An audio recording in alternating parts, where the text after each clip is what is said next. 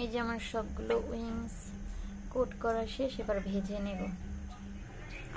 তেল গরম হওয়াটা ইম্পর্ট্যান্ট একটা বিষয়।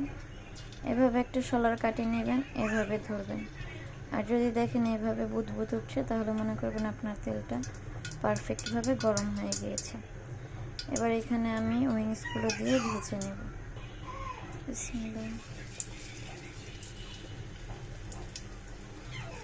অবশ্যই একটু দূরে দূরে দিবেন যাতে লেগে না যায়। আর এইভাবে ভেজে নেব আমি 10 থেকে 12 মিনিট, বা কালার চলে আসা পর্যন্ত। ঘড়ি ধরে তো আর এত রান্না করা যায় না, তাই না?